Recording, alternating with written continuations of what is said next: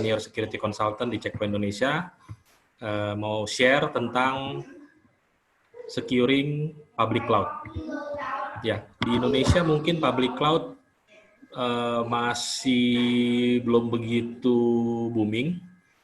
Mungkin kalau ada yang beberapa enterprise sudah pakai, small medium enterprise, large enterprise juga mereka belum fully ke public cloud, masih hybrid mostly dengan on-premise data center, beberapa dilempar ke public cloud-nya, infrastrukturnya. Tapi kita lihat vendor-vendor cloud sekarang seperti AWS sudah punya POP di Indonesia, Google Cloud bentar lagi launching region Jakarta kan. Ini akan memboosting, yang pertama tentunya Alibaba Cloud, dan Microsoft dengan beberapa Microsoft Cloud partnernya, punya beberapa cloud data center di Indonesia. Jadi mungkin banyak yang masih belum aware bahwa responsibility terhadap security di public cloud itu ada dua sisi. Ada sisi dari vendor public cloud-nya sendiri, tentang bagaimana mereka harus always on, terus bisa terima traffic, ya server-server yang di hosting di sana terus harus up. Itu adalah security daripada infrastruktur cloud-nya. Itu tanggung jawabnya public cloud vendor. Tetapi ada sisi kedua yang kita semua biasanya miss di sini. Karena asumsi orang itu sangat umum ya.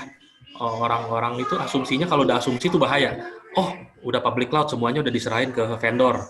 Either ke AWS atau ke GCP atau ke Azure. Udah asumsi. Padahal kalau dilihat SLA detail ya dibaca-baca dari public cloud vendor sendiri, mereka cuma bertanggung jawab terhadap security daripada cloud infrastrukturnya. Tetapi ya contohnya mereka nggak bisa di DDoS, mereka harus always on, itu urusan mereka, tanggung jawab mereka. Tetapi host server-server aplikasi yang kita hosting di sana, baik itu perimeternya, mungkin vulnerability attack, security protection-nya, sampai lubang-lubang yang dibuka, port-port yang dibuka itu tanggung jawab kita, atau tanggung jawab customer yang hosting di public cloud tersebut. Nah, di sini kita Checkpoint, teman-teman mungkin udah tahu, kita biasanya taunya firewall, ya kan? Cuman kita sudah banyak banget end-to-end security, dari mulai on-premise data center, kita punya bread and butter dari dulu ya, data center on-premise, perimeter, data center firewall, DMZ firewall, semua permainan network security termasuk sandboxing yang kita beri nama SandBlast. Terus ke dunia endpoint kita juga sudah komplit sekarang, sampai punya SandBlast atau sandbox untuk endpoint, forensik juga, mobile security, iOS, Android, ada beberapa vendor yang tutup dia punya produk buat security, kita malah makin kuat di mobile security, dan tentunya public cloud seperti AWS, Azure, GCP, dan kita punya moto untuk public cloud, apapun public cloud-nya, ya minumannya teh botol sosro gitu. Jadi apapun makanannya minumnya teh botol sosro. Jadi apapun public cloud-nya kita akan support itu semua gitu.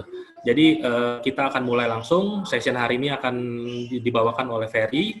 Nanti kalau udah selesai targetnya, misalkan dia selesai setengah jam, 15 menit, 40 menit, kita mentok jam 11, kita akan tutup. Nah, space waktunya kita akan bisa buka buat tanya jawab.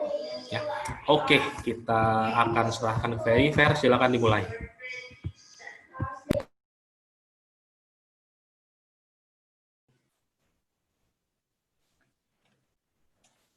Halo.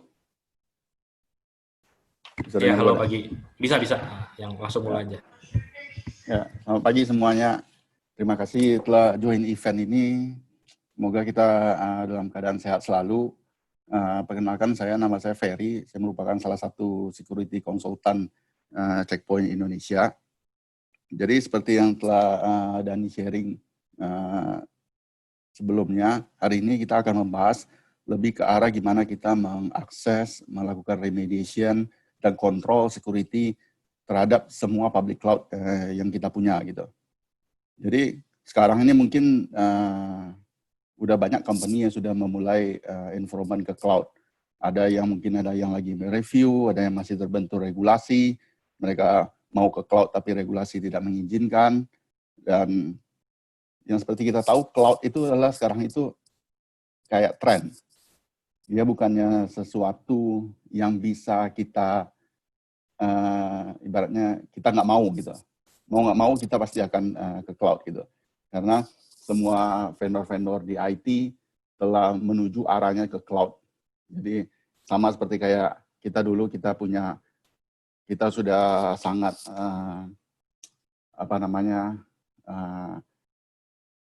comfortable dengan Windows XP. Kita nggak mau pindah-pindah.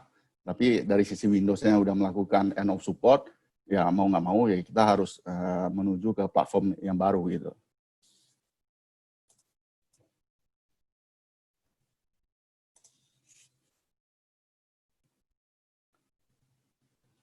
Bentar.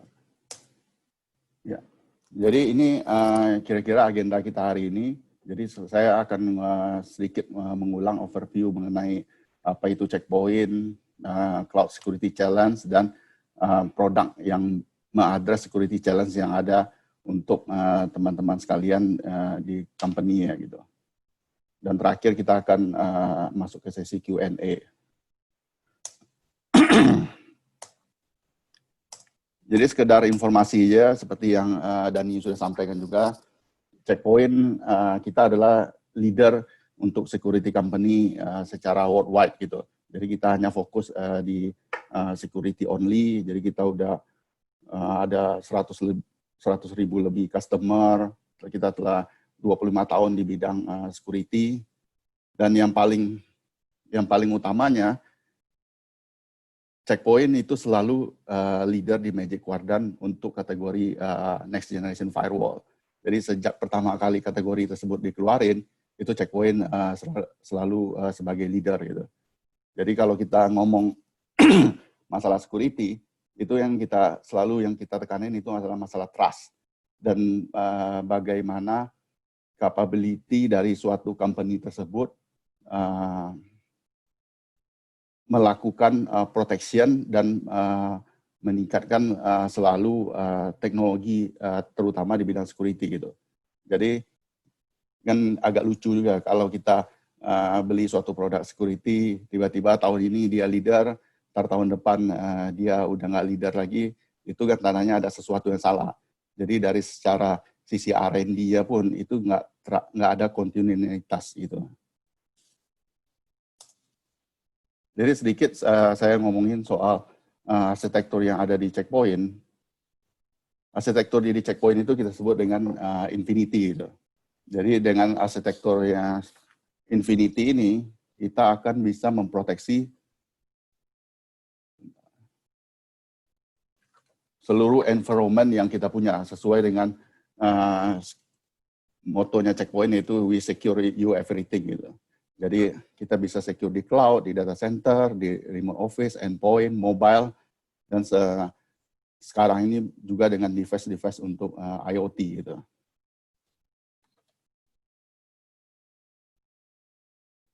Jadi kalau secara high levelnya kira-kira seperti ini sih yang untuk arsitektur Checkpoint Infinity kita. Jadi mungkin kalau teman-teman masih ingat dengan film Avenger, itu kan masing-masingnya itu ada Infinity Stone-nya. Infinity Stone-nya itu adalah fitur-fitur yang ada di Checkpoint. Itu baik dari fitur di cloud, di network, di mobile, di IoT, ataupun di endpoint gitu. Tapi segala fitur ini itu tidak, karena di security itu yang paling penting kita adalah melihat visibility gitu.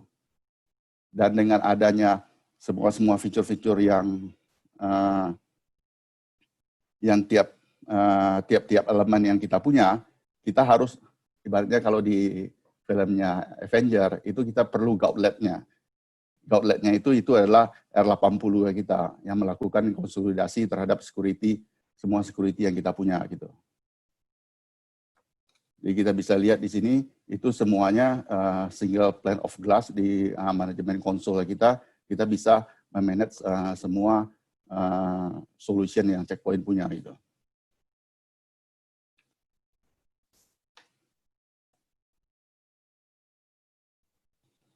Sekarang kalau kita lihat dari perkembangan kita yang ada sekarang ini, kalau kita lihat dulu kita hanya fokus melindungi tradisional data center, udah tuh central manage branch, ada 3-tier application monolithic itu, jadi kita ada yang untuk di data centernya, back end-nya, yang ada yang untuk di front end-nya, atau ada itu di middleware-nya. Dan biasanya kita banyakkan masih di on-prem application gitu.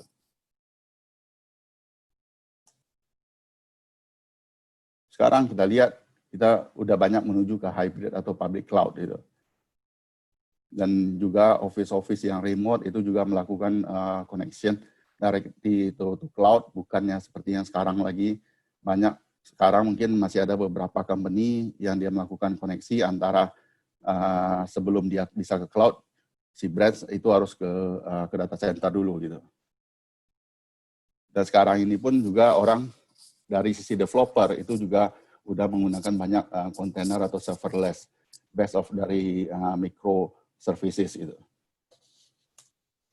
Dan application yang kita punya pun sekarang ini juga banyak udah ada di SaaS.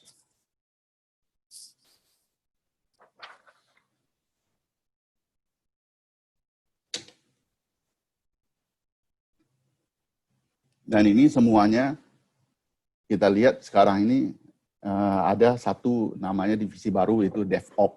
DevOps ini sekarang ini yang merupakan memegang peranan penting banget di dalam membuat suatu application gitu.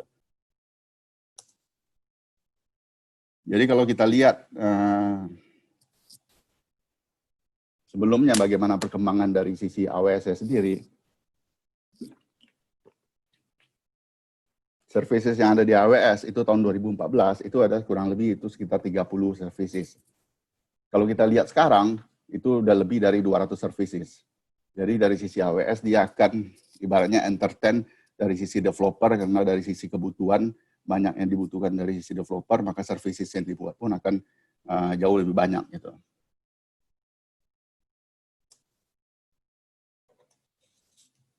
Jadi kalau kita sekarang ini berbicara cloud, hal yang utama yang harus kita ingat adalah share responsibility. Jadi mungkin adalah sebagian customer yang baru mau ke cloud akan berpikir dengan mereka menggunakan jasa di cloud, maka itu akan include security dari cloud provider. Tapi kalau kita baca klausel dari perjanjiannya itu, pasti ada yang mengatakan itu adalah share responsibility untuk sisi security-nya. Karena kenapa dari sisi cloud provider juga tidak berani menjamin 100% apa security customer yang ada di cloud. Karena yang tahu confidential atau data yang penting dari sisi customer itu adalah customer sendiri gitu. Jadi apa yang harus dilakukan untuk melakukan secure terhadap data yang kita punya itu sendiri, itu harus kita sendiri yang tahu gitu. Jadi tidak bisa kita lempar 100% itu ke cloud.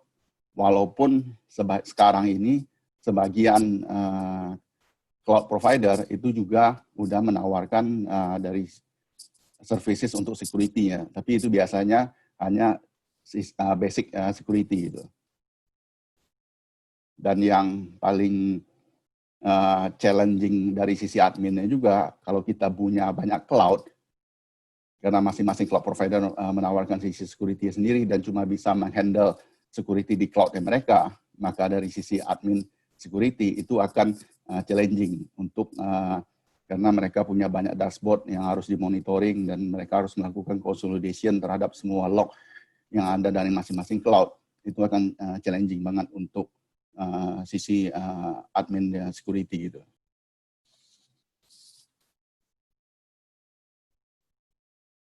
Jadi kalau kita sekarang ini kalau udah pergi ke cloud, biasanya ada 5 cloud misconfiguration yang harus kita lihat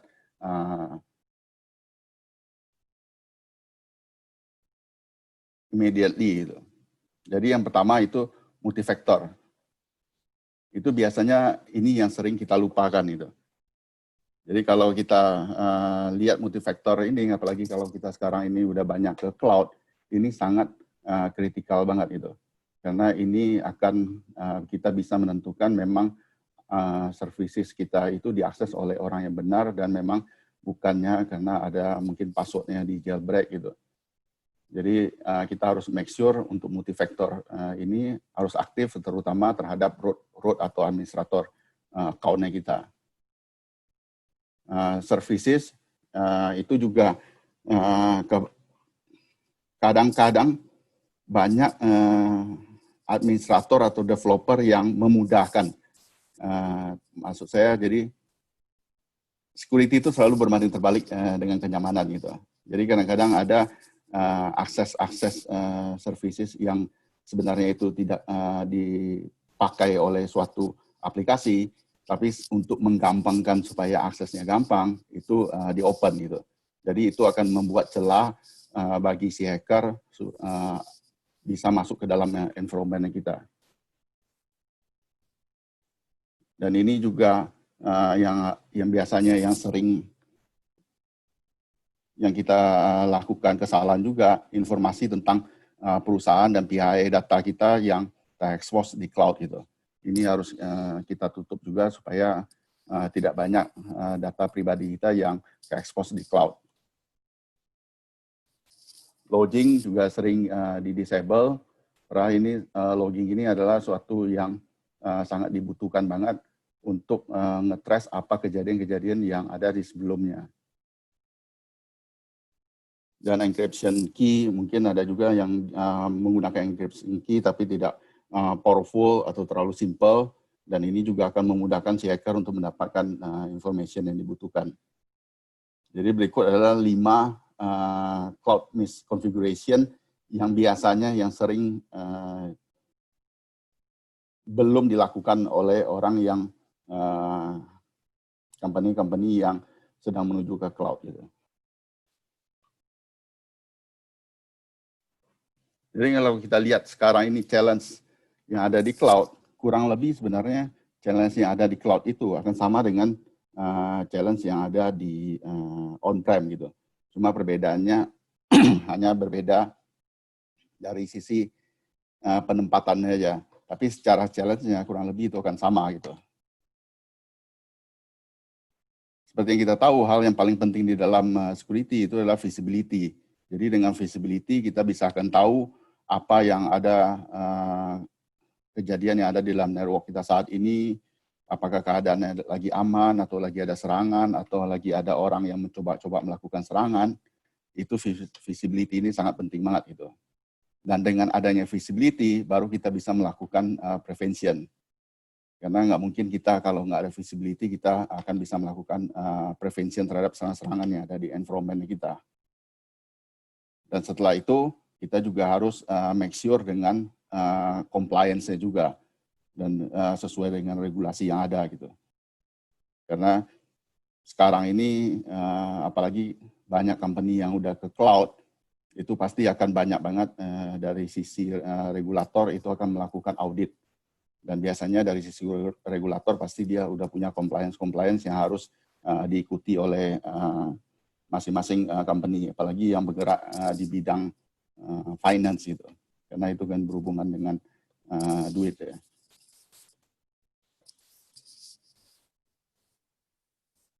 Jadi kalau kita lihat sekarang ini blueprintnya yang kita punya blueprint sekarang itu pasti kita akan fokus terhadap blueprint security kita di on-prem, itu kita akan fokus di network security dan threat prevention-nya, bagaimana security posture manajemennya, application security di sisi application-nya, dan intelligence atau threat hunting. Jadi kalau kita lihat dari sisi cloud, itu sih akan sama aja sih. Cuma bagaimana cara kita deploy di cloud, cloud mana aja yang kita deploy, aset kita ada di cloud apa aja, udah itu dari sisi aplikasi itu akan ada perubahan yang biasanya kita menggunakan aplikasi yang tradisional, sekarang kita udah lebih ke arah microservices, itu perubahannya hanya lebih di arah di sana gitu. Dan yang perbedaan mendasar dari blueprint yang di on-prem dengan yang di cloud adalah speed of DevOps-nya. Jadi kalau kita lihat sekarang ini, orang aplikasi itu dengan gampangnya atau dengan cepatnya bisa mengeluarkan aplikasi-aplikasi baru sesuai dengan kebutuhan bisnis. Tapi problemnya kita dari sisi security itu kita akan mendapat challenge atau tantangan bagaimana cara kita bisa make sure aplikasi yang udah kita publish ini secure apa enggak gitu. Karena kan kadang-kadang bisnis nggak mau nunggu kita. Kalau bagian bisnis udah ngomong hari ini deadline-nya dia mau publish suatu aplikasi, itu biasanya itu akan diikutin. Orang security itu harus ngikutin gitu. Itu biasanya challenge-nya kita. Jadi di dunia cloud ini sekarang karena semuanya itu gampang, kayak kita buat suatu server, naikin server baru, buat suatu aplikasi baru, itu kan sangat gampang, sangat mudah banget. Itu biasanya akan jadi challenge dari sisi security.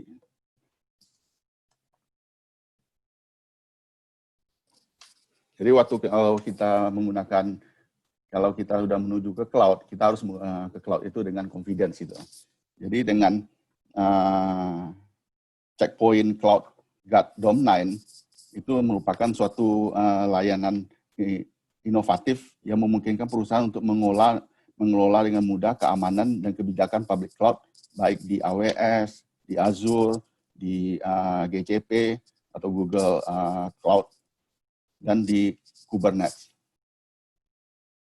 Jadi CloudGuard DOM9 ini menawarkan teknologi untuk melakukan visualisasi dan melakukan postur keamanan, mendeteksi apakah ada kesalahan konfigurasi, membuat model, dan secara aktif me-apply compliance yang kita punya gitu. Dan juga melindungi dari serangan, ancaman yang orang baik dari internal maupun dari external threat gitu.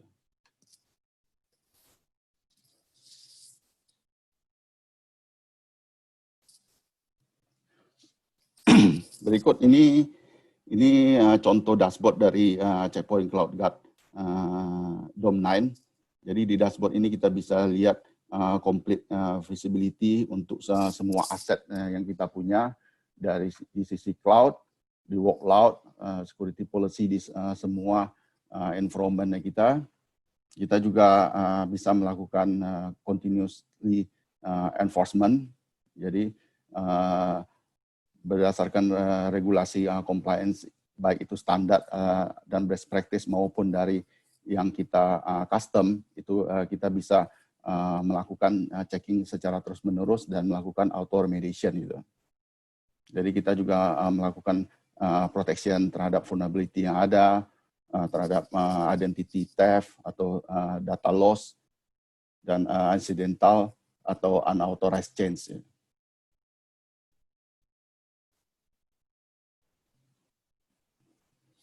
Di dashboardnya kita ini, kita juga bisa melakukan automate continuous analysis security posture dari CI atau CD itu, continuous integration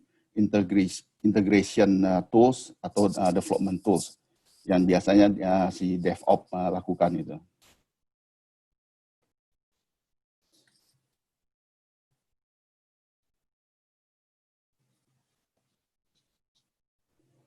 Jadi di CloudGuard DOM9 ini juga melakukan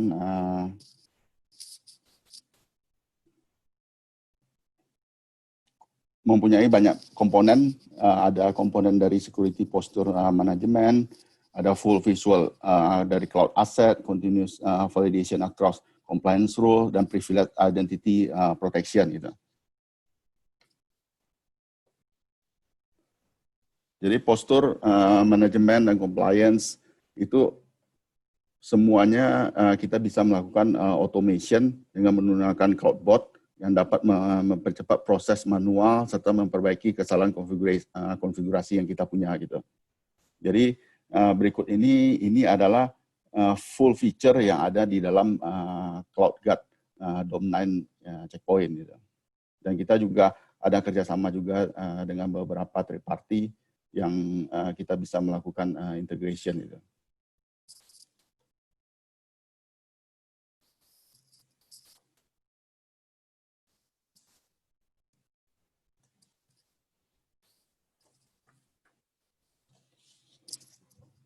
Jadi kalau yang kita lihat, seperti yang kita lihat di Cloud DOM9 ini sendiri ada 4 aspek utamanya. Yang pertama kali yaitu visualization, ada posture management, ada active protection dan respon, dan terakhir ada threat intelligence. Threat intelligence ini kalau di dalam di dalam SKU-nya atau part number-nya di cloud Guard Dome 9 ini adalah SKU terpisah gitu.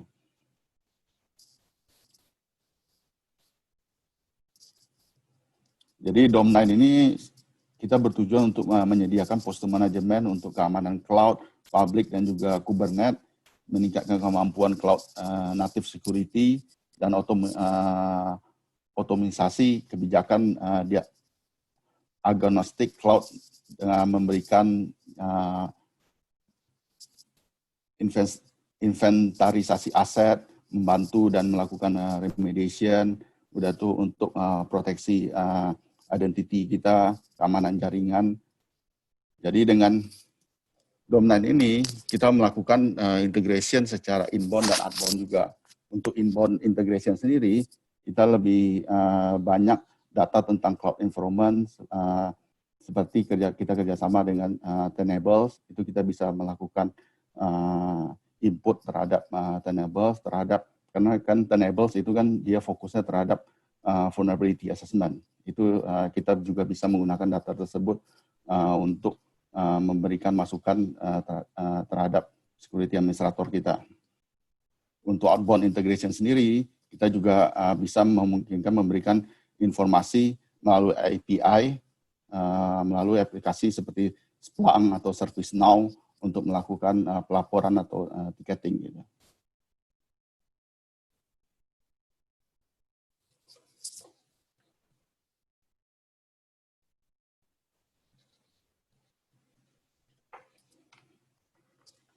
Jadi compliance engine dan GSL rule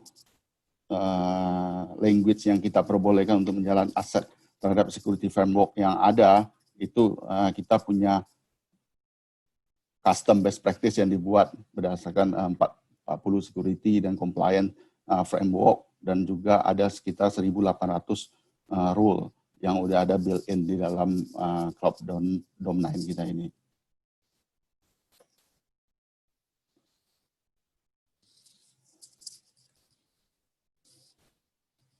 Jadi dengan GSL Rule Builder ini, GSL ini Global Scheme Language gitu. Itu adalah scripting yang biasa kita gunakan biasanya untuk melakukan integrasi dengan third party ya kita, atau juga melakukan automate remediation. Itu kita biasa menggunakan script yang ini.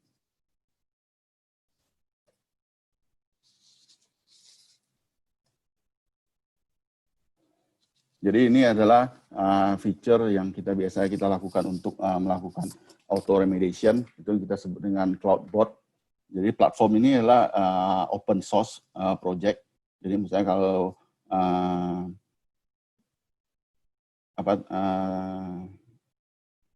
bahwa pada ibu-ibu sekalian kalau mau melihat informasi lebih detail terhadap apa aja yang udah di-sharing di dalam community ini bisa lihat ke https cloudbot.dome9.com gitu.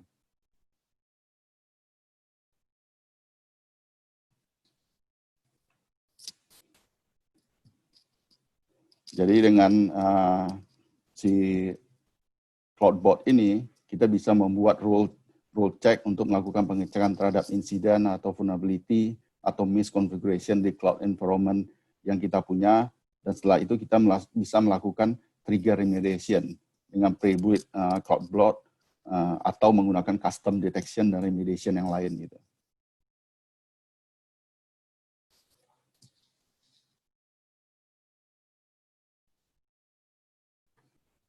Jadi di Dome 9 sendiri juga melakukan inventory terhadap semua aset yang ada di multi cloud yang kita punya gitu. Jadi kita bisa tahu semua aset-aset kita, baik itu ada di AWS, aset kita ada apa aja, di Azure, di GJP, di Google Cloud, ataupun environment Kubernetes kita, itu kita akan tahu apa aja aset yang kita, apa aja aset yang udah ke-protect, policy yang seperti apa, itu kita akan bisa lihat di satu dashboardnya Jadi akan memudahkan dari sisi security administrator untuk melakukan monitoring gitu.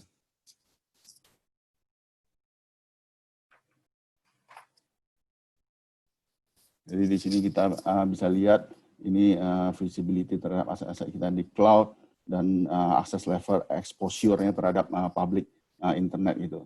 Jadi mana-mana aja aset kita yang ke-expose di public internet yang tidak sesuai dengan compliance yang ada, itu kita juga bisa mengetahui itu.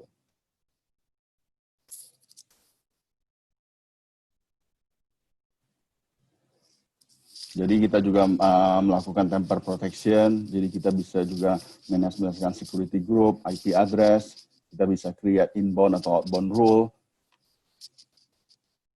Jadi kita bisa prevent chance to security setting, provide guard rail to security group, region lock unused region, itu kita juga bisa lakukan.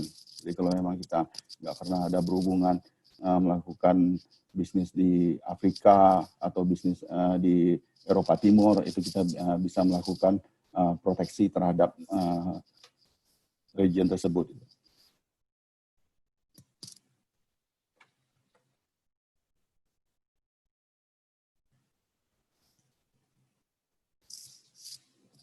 Di DOM9 kita juga melakukan protection terhadap compromise kredensial. Juga kita memastikan layer of protection seperti multi-factor authentication-nya apakah aktif apa enggak. Kita mengeluarkan report dan restrict policy dari services yang kita gunakan. Udah itu kita bisa juga melakukan mengurangi unauthorized atau accidental access to AWS account services kita.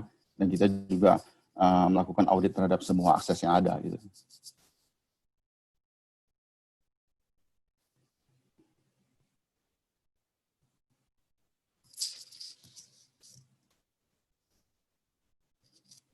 Ini kita juga bisa melihat network security yang kita punya secara grafikal, jadi kita bisa melihat flow-nya itu seperti apa, dan kita bisa melakukan proteksi secara real time.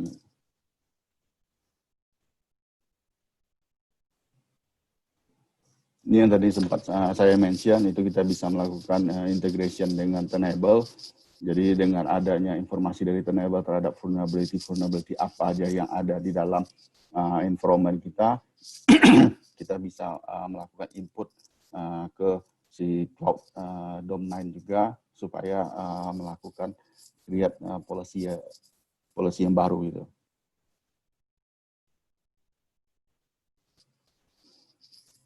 Kita juga ada integration terhadap ServiceNow, itu kita untuk melakukan ticketing gitu.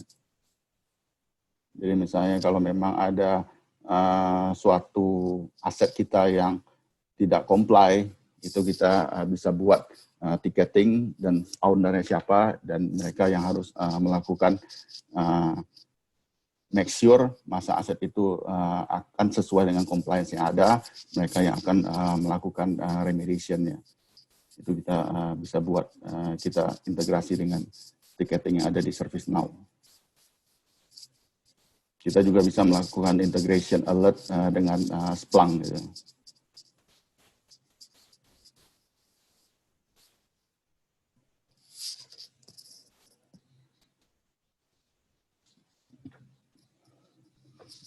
Kita juga punya report sendiri juga atau audit dari DOM9 itu sendiri.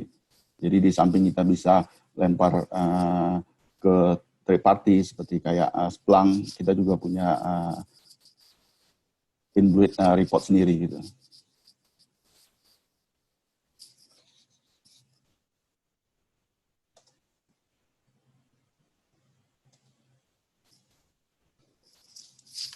Jadi saya coba merangkum apa yang telah saya sharing sebelumnya. Jadi CloudGuard DOM9 ini sendiri menawarkan teknologi untuk memvisualisasikan dan menilai postur keamanan, mendeteksi kesalahan configuration, membuat model secara aktif sesuai dengan standar policy yang kita punya, melindungi dari serangan dan ancaman orang dalam, dan keamanan cloud untuk deteksi intrusi yang ada di cloud yang kita punya gitu. Jadi di dalam Checkpoint CloudGuard Dome9 ini sendiri, kita udah support, kita nggak bilang semua sih, hampir semua dari public cloud yang ada gitu, baik dari AWS, Azure atau Google Cloud gitu. Dan berikutnya juga dengan environment workload dan Kubernetes.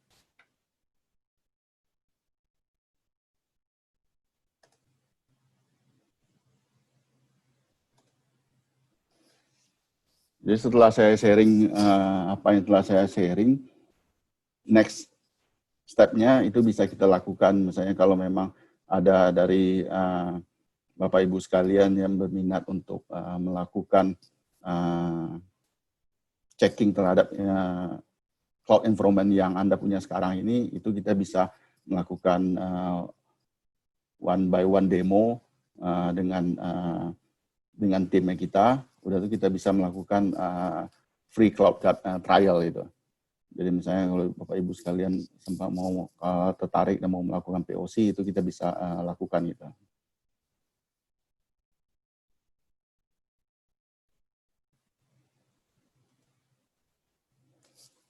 Oke, kira-kira sih begitu sih apa yang bisa saya sharing hari ini mengenai CloudGuard Dome9.